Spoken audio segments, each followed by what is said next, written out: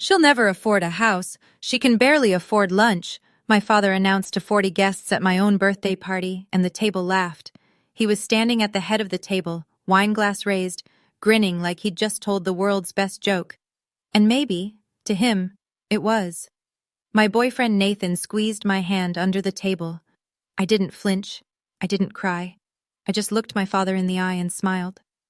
What he didn't know was that I'd spent the last 8 years preparing for exactly this moment.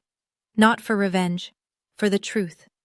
And the truth was sitting in my coat pocket, a set of keys to a house he drives past every single day. But the keys were only part of it. What came after? What my aunt pulled from her purse? What my mother had written years before she died? That's the part that made his face go white. Before I go on, please take a moment to like and subscribe, but only if you genuinely connect with this story. And drop a comment telling me where you're watching from and what time it is right now. I always love reading those. I'm Myra. I just turned 30. Now let me take you back to where this really started. 8 years ago, the week my mother was buried. The house smelled like casseroles and lilies. That's what I remember most about the week we buried my mother. How everyone kept bringing food nobody ate and flowers that made me sneeze. I was 22. Helen Lawson, my mom, had fought ovarian cancer for 14 months, and she lost on a Tuesday in March. The funeral was packed. My father, Gerald, sat in the front pew shaking hands like a mayor at a ribbon cutting. He cried exactly twice, both times when someone was watching. Brenda, my older sister, stayed pressed against his side. He held her, stroked her hair, told her everything would be okay. I washed dishes in the kitchen, not because anyone asked, because no one thought to tell me to stop. That Friday, Dad called a family meeting. Just the 3 of us, at the dining table where Mom used to set 4 plates. "Your mother handled the soft stuff," he said. "I handle the money. From now on, things are going to be more structured." Structured meant this. Brenda would keep receiving her monthly allowance, her car insurance payment, her tuition reimbursement. Brenda had a plan. Brenda was in grad school. Me? I'd just finished a 2-year associate's degree and was working the front desk at an insurance office for $31,000 a year. "You need to figure yourself out first," Dad said. Not cruel, not loud, just final. I nodded. What else could I do? That night I went down to the basement to grab a box of Mom's old sweaters, and behind the water heater, tucked against the wall, I found a small cardboard box labeled Helen, Personal, in my mother's handwriting. Dad told us he'd thrown everything out. I took the box. I didn't open it. I just held it in the car and drove home. The next 2 years moved like a time lapse of someone else's life getting better while mine stood still. Brenda turned 26 and Dad bought her a silver Audi, a graduation gift for finishing her MBA. She posted the photo. 93 likes. Dad commented a heart emoji. Brenda turned 27 and Dad covered the down payment on a townhouse 15 minutes from his place. "Every girl deserves a safe place to land," he told the family at Easter. I was working 2 jobs by then. Front desk at the insurance office until 5. Bartending at a place called Rosie's until midnight. I lived in a shared apartment with 2 strangers who left hair in the drain and played music until 2 a.m. My half of the rent was $480. At every family gathering, Thanksgiving, Christmas, somebody's birthday, Dad would find a way to mention me. Myra's still figuring things out. Not everyone blooms at the same speed, right? He'd say it with a sad little smile, like he was being generous, like he was rooting for me. And every aunt, every uncle, every cousin would nod with that look. The tilted head, the soft eyes. Poor Myra. Then the whispers started. I'd hear them secondhand.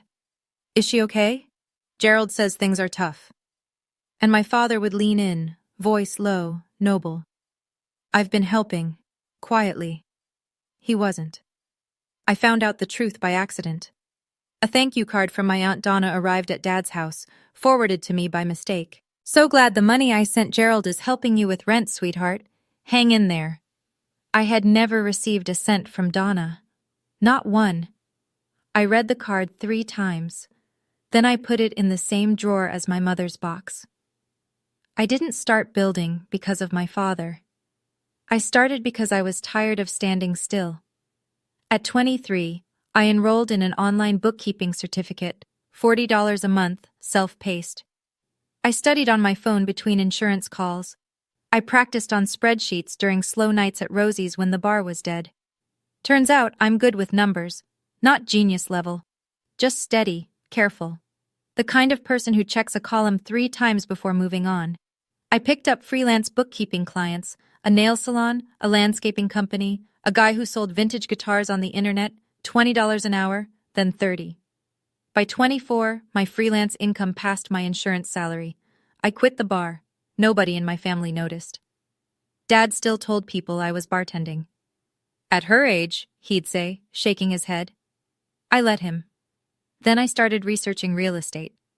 Not because I had some master plan, because a podcast I listened to on the bus mentioned house hacking, and I thought, I'm already living with strangers. At least I could own the place. I spent 6 months going to open houses on Saturdays, learning neighborhoods, reading inspection reports for fun. At 25, I bought my first property, a duplex on Greenfield Avenue, 20 minutes outside the city. $87,000. FHA loan, 3.5% down. The kitchen had water damage and the carpet smelled like a wet dog. I painted every room myself. I watched YouTube tutorials and fixed the leaking sink. I rented the other half to a nurse named Claudia, who paid on time every single month. The rental income covered my mortgage. All of it. I didn't tell Brenda. I didn't tell Dad. I didn't tell anyone. I didn't hide my life to plan some grand reveal. I hid it because every time I shared something good, he found a way to make it small. I was 27 when my father tried to blow up my career. I'd just been promoted to senior administrative coordinator at the insurance company. New title, small raise, my own desk near the window. It was the first time in 5 years I'd felt like I was building something that couldn't be taken away. Then my boss, Linda, called me into her office on a Wednesday afternoon. She closed the door. That's how I knew. Your father called, she said. He expressed concern about your mental state. He asked us to keep an eye on you. I sat there very still while the walls got closer. He said you've been struggling since your mother passed. He said you put on a brave face, but... She trailed off. I'm required to flag it. It took me 3 weeks to clear it. 3 meetings with HR. A wellness evaluation I didn't need.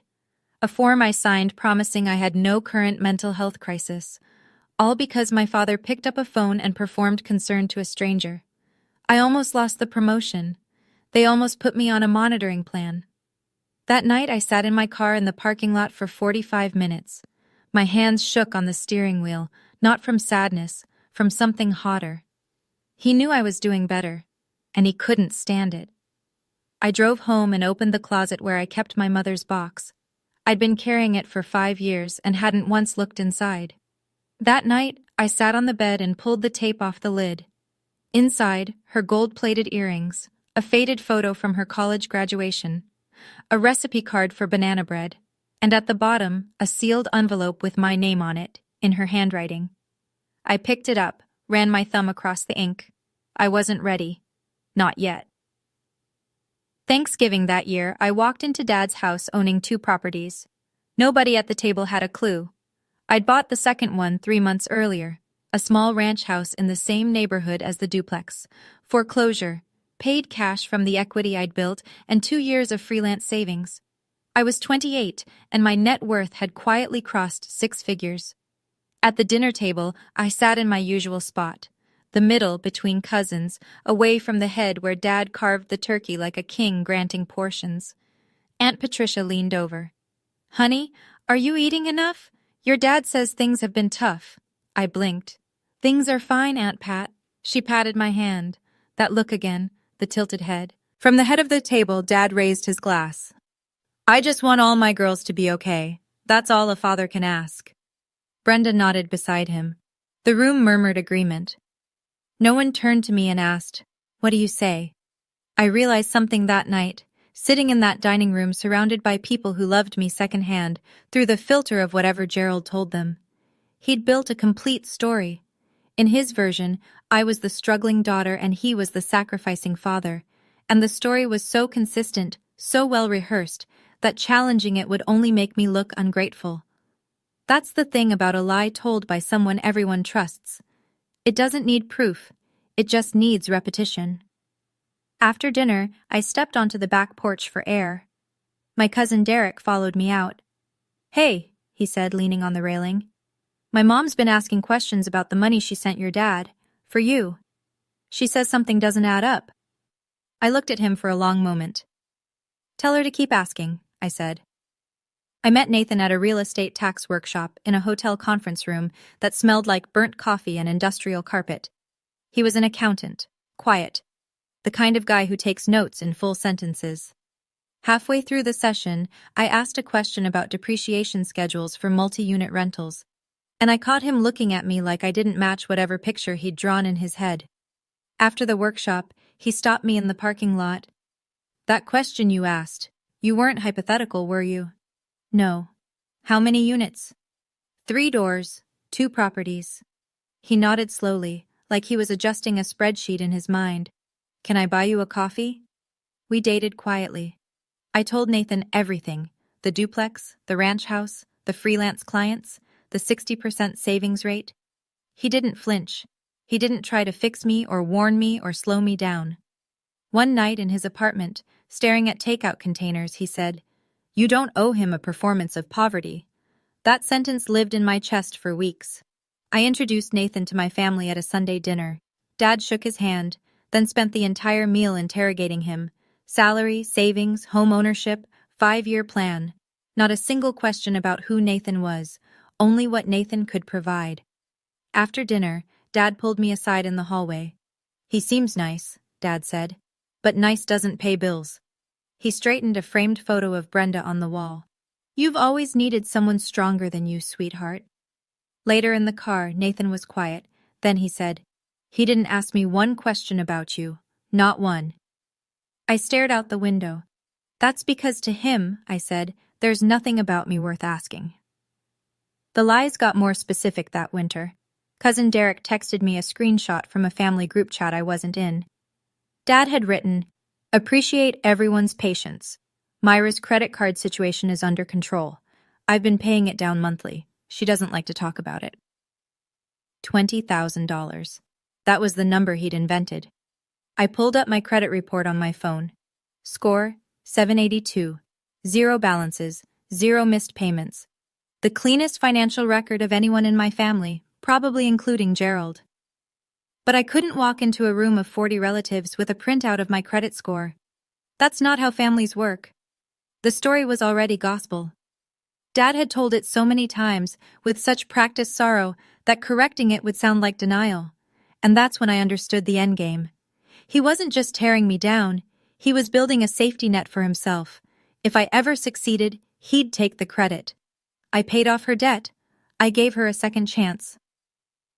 The narrative was already written. He just needed time to let it harden. If I stayed quiet forever, he'd rewrite my entire life. The house on Maple Ridge came up in March. A 1940s craftsman cottage, 3 bedrooms, original hardwood, renovated kitchen. The owner was relocating to Arizona and priced it to sell fast. I knew the street. I knew it well. My father lived at 4708 Maple Ridge Drive. This house was 4712. I made a cash offer from the equity of my first 2 properties plus my savings. The seller accepted in 48 hours. I signed the papers on a Tuesday morning. Nathan sat beside me, holding my hand the way he does, steady, without commentary. My father's house was 47 steps to the left. I didn't buy that house to prove a point. I bought it because it was a good deal, but I'd be lying if I said the address didn't cross my mind. Dad called on a Sunday morning in April, 3 weeks before my 30th birthday. His voice had that warm, generous tone, the one he uses when he wants something to look like a gift. 30 is a big deal, sweetheart. Let me throw you a party. At my place. I'll handle everything. My first instinct was to say no. My second instinct was to remember what Nathan told me once. If you say no, he'll tell everyone you're ungrateful. So I said yes. Dad went to work immediately. He ordered catering. He rented folding chairs. He sent out invitations, not to my friends but to his people. His golf buddies, his former coworkers, the neighbors who'd watched me grow up, aunts, uncles, cousins from both sides, 40 guests on the list. It was the kind of production that looked like love if you didn't know better. Brenda called me midweek, breathless. Dad's going all out. He even ordered a cake with your photo on it. Isn't that sweet? I let that sit for a moment. Who's on the guest list? Oh, everyone. Family, neighbors, some of his work friends. She paused. I think even your old boss Linda. Isn't that nice? Linda, the woman Gerald had called to sabotage me, the woman who'd nearly put me on a monitoring plan. That wasn't a coincidence. Gerald didn't do coincidences. He did chess moves. Nathan found me that night sitting on the kitchen floor, staring at the invitation Dad had mailed, to my own birthday party, with his return address on the envelope. He's not throwing you a party, Nathan said, sitting down beside me. He's building an audience. I turned the envelope over in my hands. In my coat closet, hanging on a hook, was a jacket with a set of keys in the pocket. Then I guess I'd better bring a show, I said. The day of the party, I stood outside Dad's house for a full minute before going in. The lawn was mowed in diagonal lines. A balloon arch framed the front door, silver and white. Through the window I could see the banner, Happy 30th Myra, in curly letters. It looked like love. It looked like effort.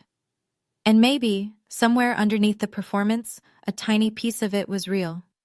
That was the part that always got me. Nathan and I walked in together. The house was already crowded, people clustered around the buffet table, paper plates in hand, laughing, catching up. Dad was in the center of the living room, shaking hands, hugging women on the cheek, topping off wine glasses. But the thing I noticed first was the wall. The living room wall, the one visible from every angle of the open floor plan, was covered in framed photos.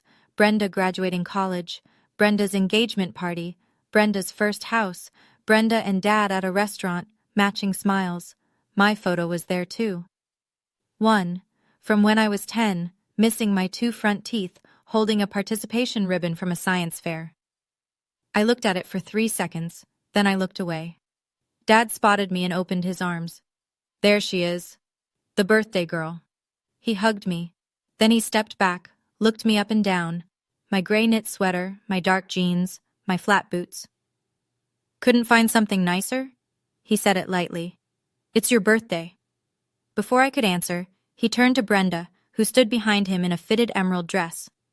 Doesn't Brenda look beautiful? I got her that dress last week. I breathed. Nathan's hand found the small of my back. Across the room, Aunt Donna caught my eye. She held her purse close to her side, patted it once, and gave me the smallest nod. The party filled in like a theater before the curtain.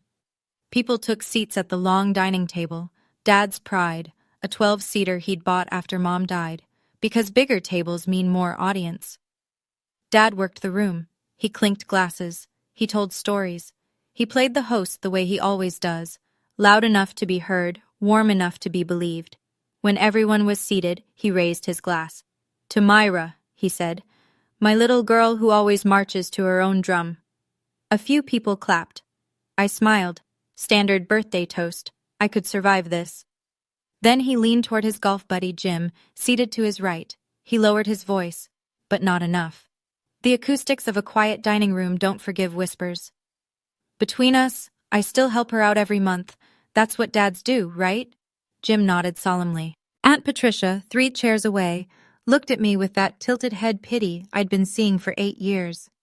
Jim's wife turned to me brightly. So, what do you do, sweetheart? I opened my mouth. She's in admin, Dad answered. Good solid work. Not everyone's meant for the fast lane. He winked at me, like it was a compliment. Under the table, Nathan's hand tightened around mine. I could feel his pulse, faster than usual. He was angry. I wasn't. Not yet. I was watching. I looked around the room, 40 faces, and every single one of them believed a version of me that my father wrote. The struggling daughter, the grateful recipient, the slow bloomer who needed Daddy's help. Dad stood up again, tapped his glass with a fork. The room hushed. I want to say a few more words about my Myra. His eyes glinted, and I thought, here it comes. He took his time. He always does. Gerald Lawson doesn't rush a performance. He lets the silence gather first, lets the room lean in, lets every eye find him. You know, he started, swirling his wine, when Brenda turned 30, she'd just closed on her first house. He paused for the approving murmurs. Got them. Myra? Another pause. Let's just say she's on a different timeline. Polite laughter. A few people looked down. Dad rode the momentum. His voice got bigger. She'll never afford a house. She can barely afford lunch. The laughter was louder this time. Jim slapped the table. A cousin I barely knew snorted into her napkin. Patricia pressed her lips together but said nothing. Dad spread his arms wide, grinning. But that's why she has me. Right, sweetheart? He looked at me and winked. The room waited for me to laugh along, to play the part, to roll my eyes and say, "Oh, Dad, stop." I felt the blood in my face, the heat behind my eyes. Nathan squeezed my hand so tight I could feel each knuckle. 3 seconds of silence. I looked at my father. Really looked. At the man who washed dishes in his own mother's kitchen growing up, who clawed his way to middle management, who built his entire identity around the idea that without him, none of us could stand. And I realized he wasn't joking. He needed this to be true. I smiled. Not the polite smile I'd been wearing all night. A different one. The kind Nathan recognized. The one that means a decision has been made. Actually, Dad, I said. My voice was steady, quiet. The kind of quiet that makes a full room go still. About that. I didn't rush either. Since we're all here, I said, and since you brought up houses, I rested my hand on the pocket of my coat, which was draped over the back of my chair. I didn't pull anything out. Not yet. Dad laughed, the reflexive kind, the kind that fills space when something feels off. What, you got a lottery ticket in there? A few people chuckled. Not exactly. I reached into the pocket, slowly. The room tracked my hand the way people follow a match being struck. I pulled out a set of keys, 2 brass keys on a simple ring with a leather tag clipped to it. I set them on the table in front of me, gently. No toss, no drama, just metal on wood. I closed on a house 6 weeks ago, I said. The laughter died. Dad's glass stopped halfway to his mouth. Brenda tilted her head, not the pity tilt I was used to from everyone else. A genuinely confused one. Wait, what do you mean? I mean, I bought a house. I looked around the table. Paid in full, no mortgage. The silence had texture now. I could hear the ice settling in someone's water glass. Dad set his wine down, carefully. The way you put something down when your hands might shake if you don't focus. Paid in full, he repeated. With what money? It was the first honest question he'd asked me in 8 years. I didn't answer it. Not yet. I just let the keys sit there, brass catching the overhead light, the little leather tag facing up, the address printed on one side in small, clean letters that nobody could read from across the table. Nobody except the man sitting 47 steps away from that address every single day. Dad recovered fast. I'll give him that. He leaned back in his chair and chuckled. A performance chuckle, the kind meant to signal that nothing has changed. Everything's under control. She's kidding. He scanned the table, searching for allies. Myra, you're kidding, right? Do I look like I'm kidding? Nathan, beside me, spoke for the first time all evening. His voice was level. She's not kidding. Dad's jaw shifted. He looked at Nathan the way you look at a locked door you expected to be open. The whispers started. Patricia turned to the woman next to her. Jim rubbed the back of his neck. Derek, halfway down the table, leaned forward on his elbows. Dad dropped his voice, trying to shrink the conversation back to size. Okay, so, where? Before I could answer, a voice came from the far end of the table, calm, clear, unhurried. Gerald. Aunt Donna. She sat with her hands folded on the table, her purse open beside her plate. While we're clearing things up tonight, she said, I have a few questions too. Dad turned to face his sister, and I watched something cross his face that I'd never seen before. Not anger, not defiance, fear. It was there and gone in half a second, but I caught it. Nathan caught it. Donna definitely caught it. She reached into her purse and pulled out a manila folder. Not thick, but full enough. She set it on the table beside her plate and rested her hand on top of it. But Myra first, she said, and nodded at me. Go ahead, honey. Tell them the address. I picked up the keys, turned the leather tag so the printed side faced out, and in the same quiet voice I'd been using all night, I read it out loud. 4712 Maple Ridge Drive. I said it once. I didn't need to say it again. The silence that followed had a shape to it, like a held breath across 40 people at once. Dad lives at 4708 Maple Ridge Drive. Everyone at that table had been to his house. Everyone knew the street, and everyone was now doing the math. Patricia was the first to speak. That's right next to you, Gerald. Dad didn't move. His hand was still resting on the base of his wine glass, but his fingers had gone white. I continued, same tone, same pace, like reading the weather. 3 bedrooms, renovated kitchen, original hardwood floors, paid in full, no mortgage. The whispers weren't whispers anymore. Jim pulled his chair back from the table an inch, as if distance could help him process. His wife stared at me with her mouth open. Brenda shook her head slightly. Since when do you? This is my 3rd property, actually. I didn't say it to land a blow. I said it because the full truth was owed to a room that had been fed half-truths for 8 years. 3rd? Patricia repeated. My first was a duplex. I was 25. The second was a ranch house 2 years later. I looked around the table, at the faces that had pitied me, prayed for me, given money to my father to pass along. I've never carried a balance on a credit card. My credit score is 782, and I haven't asked Dad for $1 since Mom died. The room shifted, not toward me, away from Gerald. I wasn't gloating. I wasn't performing. I was just standing in the truth for the first time in front of people who'd only ever been given the lie. I'm not telling you this to embarrass anyone.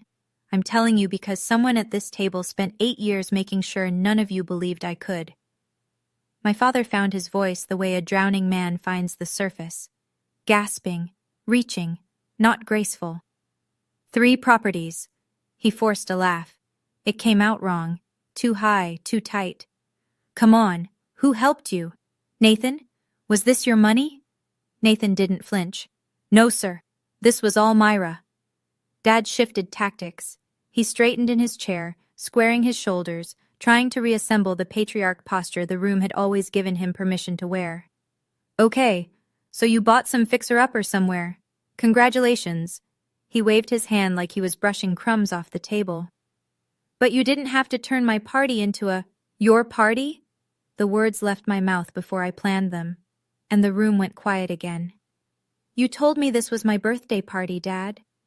He opened his mouth, closed it. The slip was out, and it couldn't go back. He'd said the quiet part loud. This was his event, his stage, his audience, and every person at the table heard it. Brenda looked at Dad, then at me, then back at Dad. I watched something flicker behind her eyes. Not anger, not loyalty, something new. Doubt. From 3 seats away, Jim leaned toward his wife. He thought he was whispering, but the room was so quiet now that a whisper carried like a shout. Did you know about this? He told me she was broke. His wife shook her head slowly. I didn't react.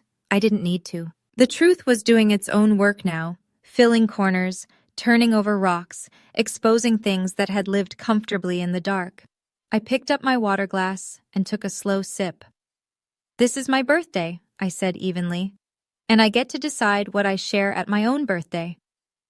I've watched my father change masks my entire life, the provider, the joker, the concerned parent, but the one he reached for now, the one he always saves for emergencies, is the victim. His shoulders dropped, his voice softened, his eyes went red at the rims. A trick I'd seen at Mom's funeral, at Brenda's graduation, at every moment when sympathy was more useful than authority. So this is what I get? He pressed his hand to his chest. I raised you. I kept this family together after your mother died. And this is how you repay me? His voice cracked. Perfectly timed. Humiliating me at my own table? He turned to face the room, slowly, deliberately, making eye contact with each person the way a preacher works a congregation. You all see this, right? I gave everything for these girls. A few heads nodded, reflexively. The old programming was strong. Aunt Patricia reached for her napkin. Jim studied his plate, and for one terrible second I felt the pull, the gravity of 30 years of conditioning telling me to apologize, to smooth it over, to let him rewrite this too. But I didn't. I looked at Donna. She met my eyes across the table, her hand still resting on that manila folder.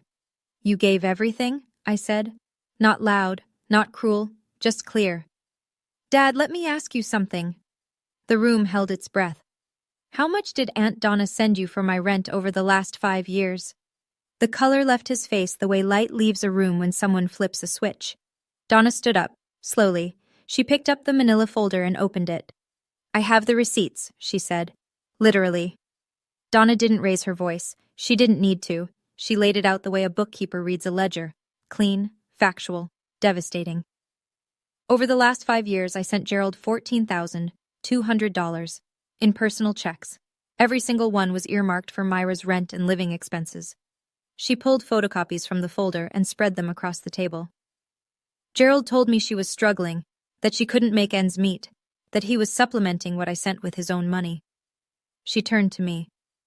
"Myra, did you receive any of this?" "No, Aunt Donna, not a cent." The photocopies sat on the table like evidence at a trial nobody had called. Each check was a snapshot, a date, an amount, a memo line. For Myra, rent help.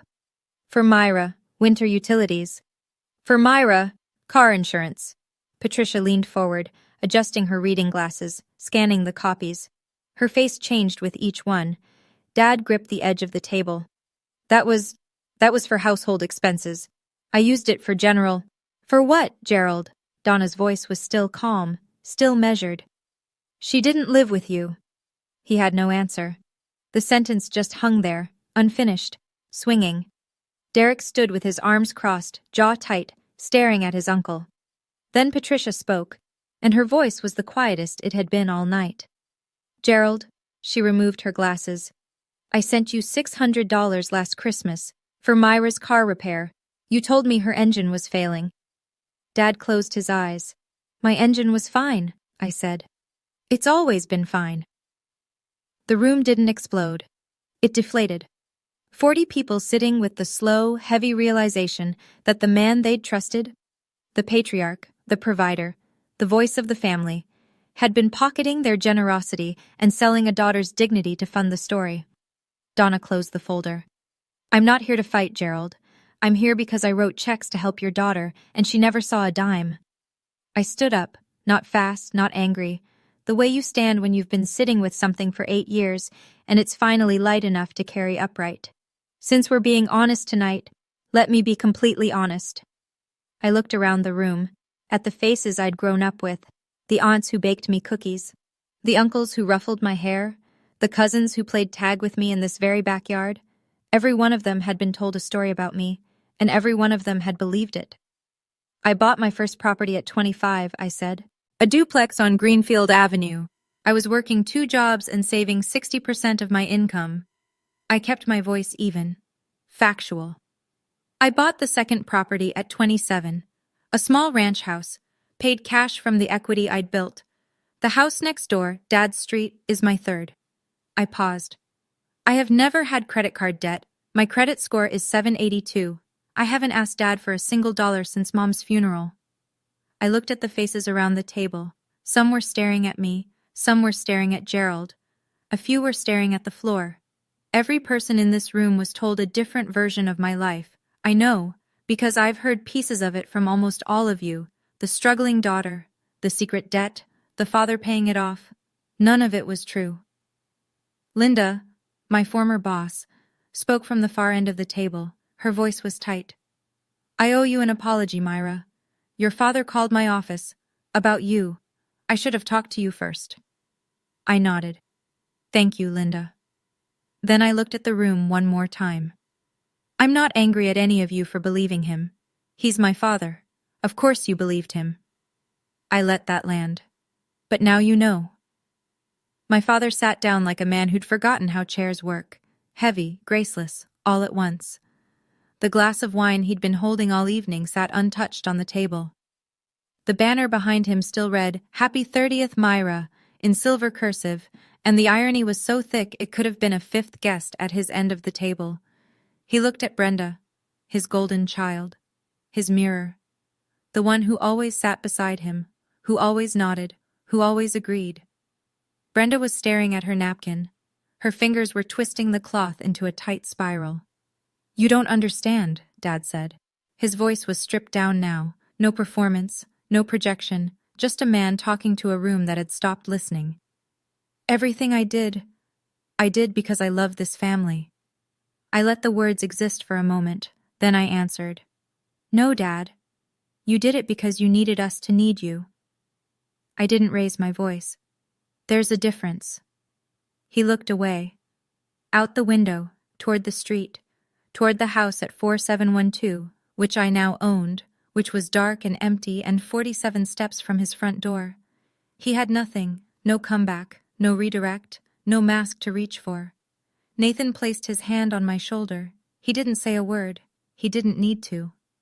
Patricia got up from her chair, walked around the long table, and wrapped her arms around me.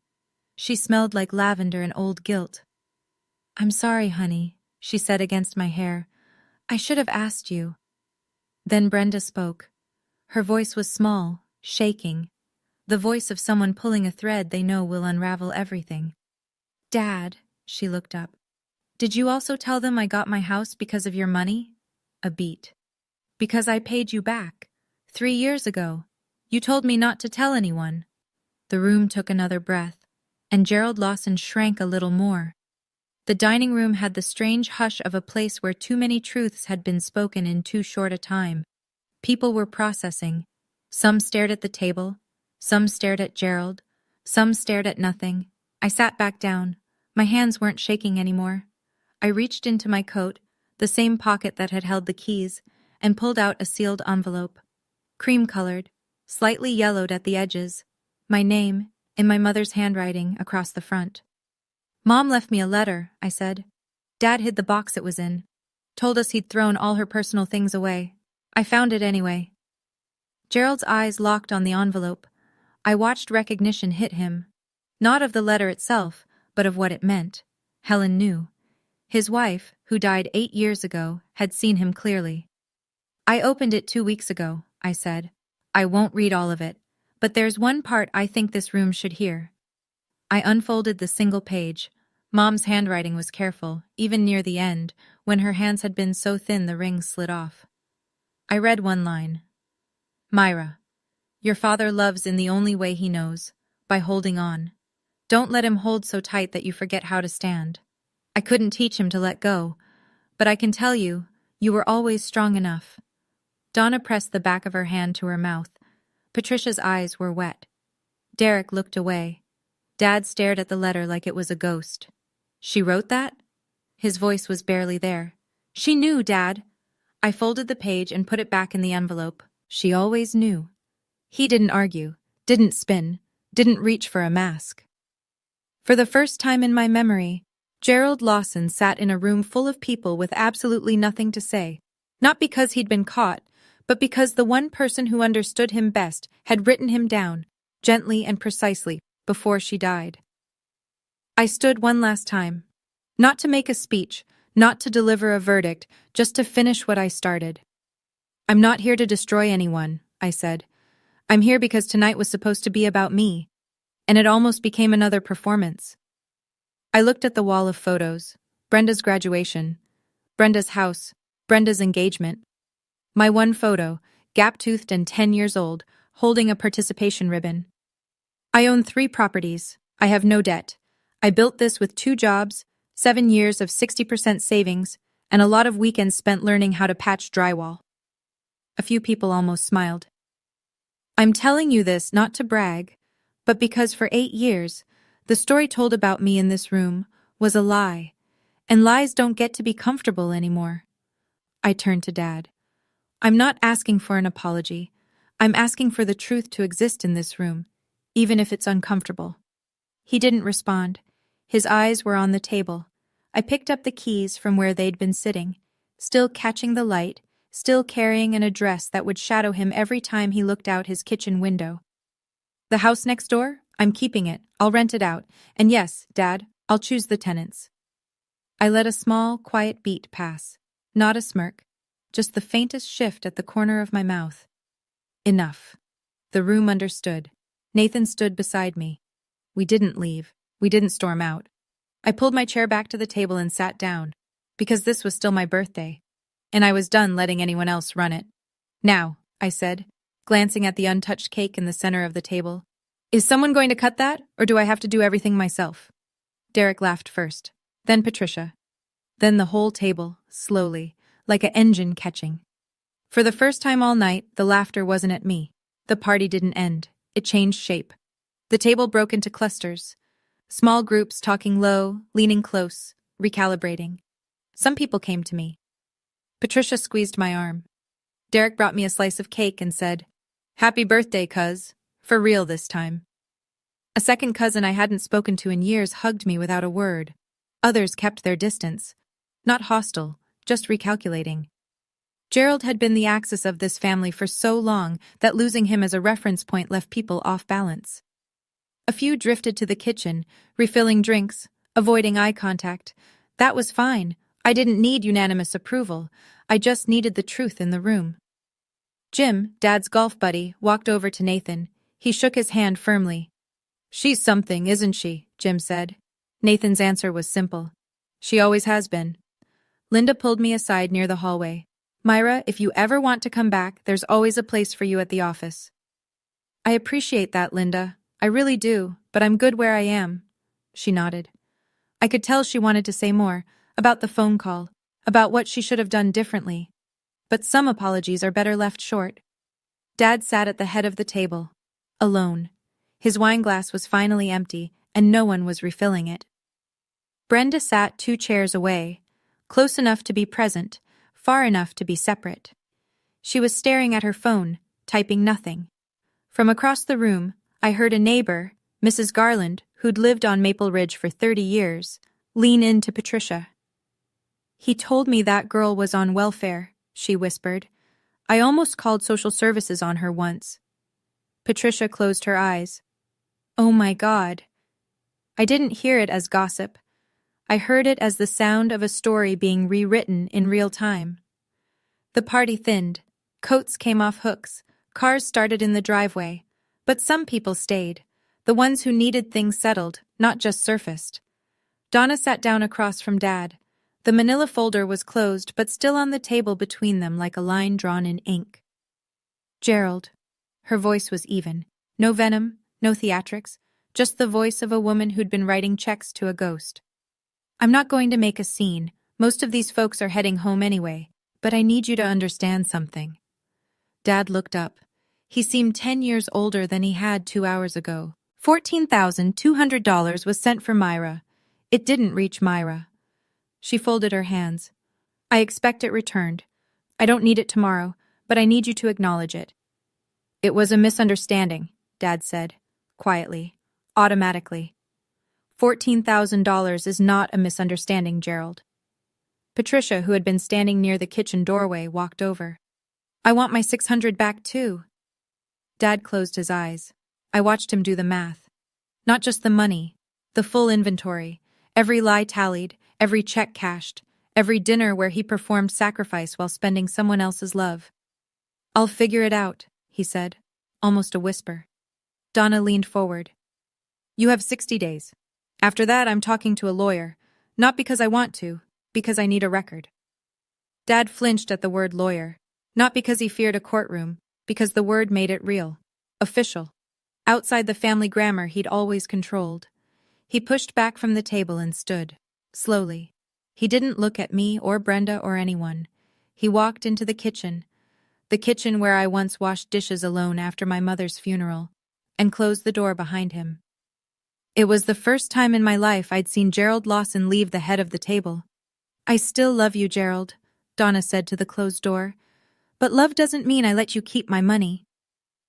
The back porch was cold. April in the Midwest doesn't care about your revelations. It'll chill you anyway. I stepped outside for air. The porch light was off. I could hear the neighbor's sprinkler ticking in the dark. Brenda came out behind me. She didn't say anything at first. She just stood beside me, arms wrapped around herself, staring at the yard where we used to catch fireflies when Mom was alive, and the world was smaller and simpler. I paid him back, she said finally. The down payment. All of it. He told me to keep it quiet, said it was between us. He told everyone he still supports you, I said. I know. She pulled her cardigan tighter. I let him, because it was easier than fighting. She was quiet for a moment. I'm sorry, Myra. You didn't do this to me. No, but I didn't stop it either. I let that sit. Because she was right. And because the truth doesn't always need softening. We stood shoulder to shoulder. No hug, no tears, but something else. A doorway that had been sealed shut for years cracking open, just enough to let light through. 3 properties? She said. I almost laughed. Took me 8 years. She shook her head. Honestly, that's incredible. I had good motivation. She turned to me. I could see her processing. The years of being the favorite, the years of accepting advantages she never questioned, the slow understanding that being chosen wasn't the same as being loved. Can I see it? She asked. The house, the one next door. Anytime, she nodded. We looked out at the dark yard together. I was the favorite, she said quietly. I know that, and I'm starting to realize that wasn't a gift either. It was the most honest thing my sister had ever said to me. The first week after the party was strange. My phone buzzed constantly. Texts from family members I hadn't heard from in months. Some were kind. Myra, I'm so proud of you. Some were conflicted. That must have been hard for your father. And a few were the ones I expected. He's your dad, you should forgive him. I didn't respond to those. What I noticed more was the silence. The family group chat, the one I'd never been added to, the one where Dad posted updates about my fictional debt, went quiet. Derek told me nobody had posted since the party. The chat wasn't deleted. It just died, the way things die when the person who fed them stops being trusted.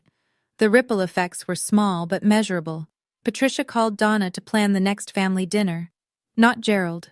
For the first time in a decade, Thanksgiving logistics didn't route through my father's kitchen. Jim and his wife stopped showing up to Dad's Saturday golf foursome. Not dramatically. They just found other plans, week after week, until the pattern became the answer. Mrs. Garland, the neighbor, left a card in Dad's mailbox. I never learned what it said. But Dad didn't wave to her from the driveway anymore. He called me once. It was a Tuesday night, raining. You've ruined me, he said. No preamble, no hello. I let the words sit.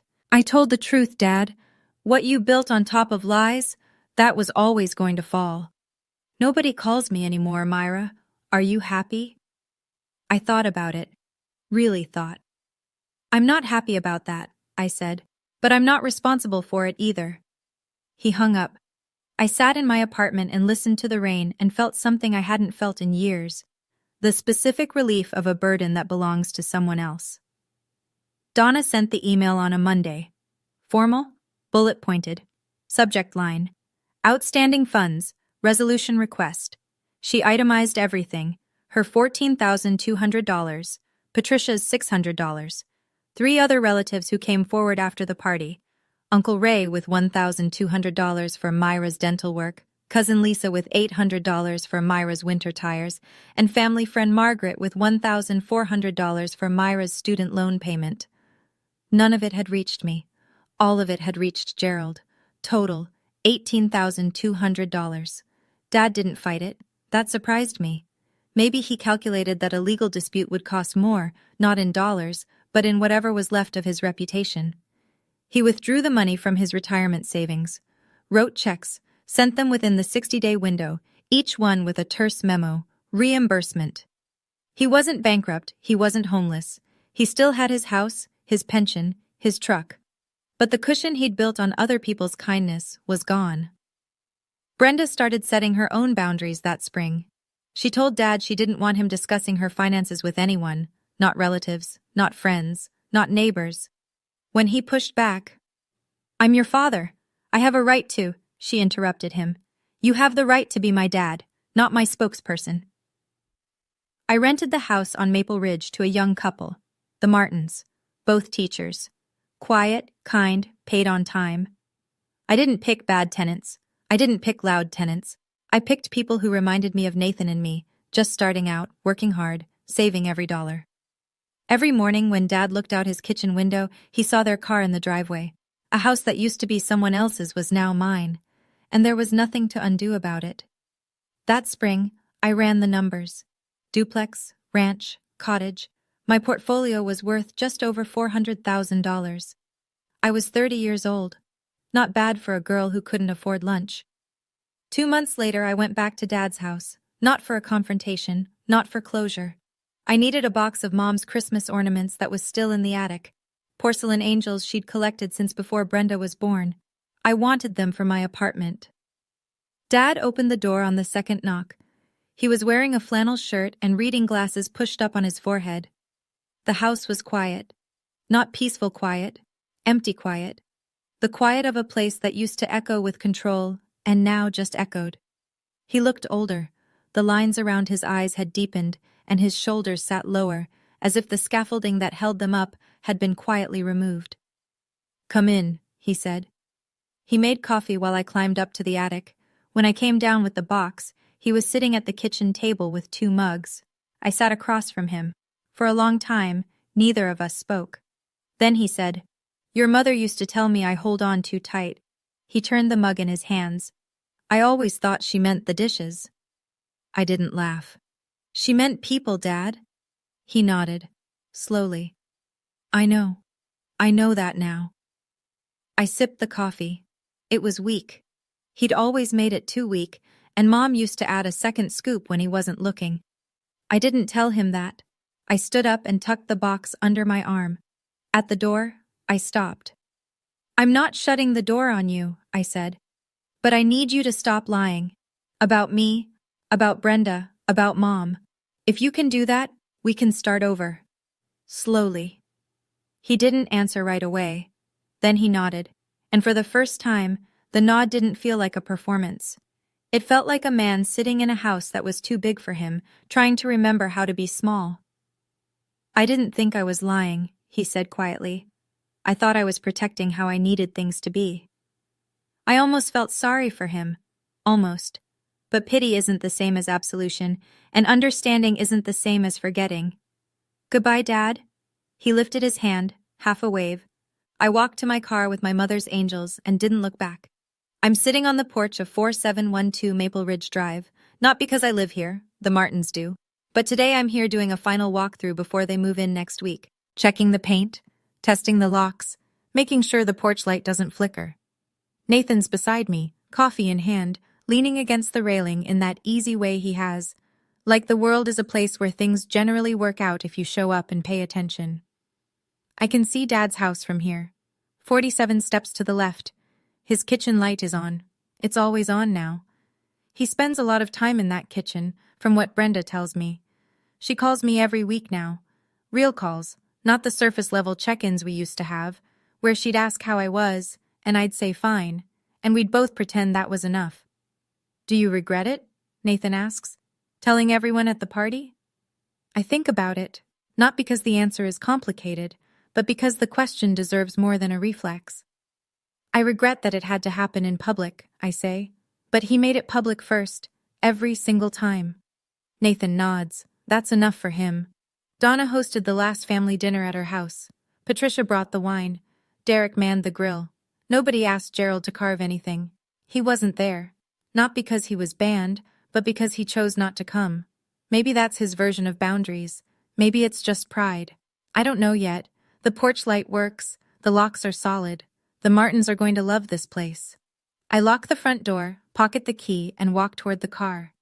Nathan falls into step beside me. Freedom isn't about proving them wrong. It's about not needing them to say you're right. If you're listening to this and you recognize your own father in mine, or your mother, or your brother, or whoever in your family made you feel like you were less than what you are, I want you to know something. You don't have to buy a house to prove your worth. You don't have to own 3 properties or memorize your credit score or slide keys across a dinner table in front of 40 people. That was my path. It doesn't have to be yours. What matters is the moment you stop accepting someone else's version of who you are. For me, the keys weren't the point. They were just the proof that I couldn't be narrated anymore. The real turning point happened years before the party, the night I sat in a parking lot with shaking hands and decided that I would never again let a man who didn't believe in me define what I was capable of. And if you're not there yet, that's okay. I wasn't there for 8 years. I held my mother's letter for 5 years before I opened it. I kept Donna's thank you card in a drawer for 3. I watched my father lie about me at every holiday table and said nothing. I'm not telling this story from a place of perfection. I'm telling it from the other side of a very long silence. Dad texts me sometimes now, short messages, a photo of the backyard, a weather update. He hasn't apologized. I don't think he knows how. But he stopped lying, at least to me. And that's not forgiveness, but it might be a beginning. The Martins baked me cookies last week, by the way. Left them on the porch in a Tupperware container with a thank you note. I stood there holding warm snickerdoodles in front of a house my father said I'd never afford, and I laughed until my eyes watered. The irony was not lost on me. The best revenge isn't a house or a key or a set of receipts. It's becoming someone they can't narrate anymore. I keep Mom's letter in my wallet now, folded small, tucked behind my driver's license, where I can feel it every time I reach for something. You were always strong enough. Some days I believe it completely. Other days I have to read it again. But it's there. She made sure of that. Even from wherever she is now, she made sure. Nathan's waiting in the car. The engine's running. We're heading home. Our apartment for now. Maybe something bigger someday. Maybe one of my own properties, once the numbers make sense. I'm in no rush. I've learned that the best things I've built were built slowly, in silence, when nobody was watching. I walk past Dad's house. The kitchen light is still on. I imagine him in there, sitting at the table, drinking weak coffee, looking at his phone, wondering if anyone's going to call. Part of me wants to stop. Part of me knows that stopping right now would undo the boundary I spent 8 years building. So I keep walking. I'm 30. I own 3 houses.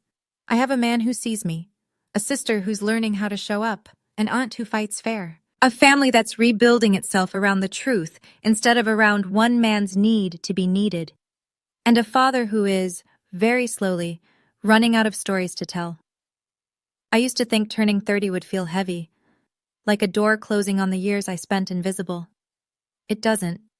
It feels like setting down a bag I didn't know I was carrying, like standing up straight for the first time and realizing the ceiling was never as low as someone told you it was. Nathan rolls down the window. Ready? I slide into the passenger seat. Keys in my pocket. Letter in my wallet. The whole road ahead. Ready? 30 looks good on me, but it looks even better with keys in my pocket and no one else writing the check. And that's my story. If you've ever been unseen by the person who should have believed in you the most, drop a comment and tell me. What was the moment you decided to stop letting someone else define your worth? And if you haven't reached that moment yet, you will. I believe that. Check the description for more stories like this one. I'll see you in the next one.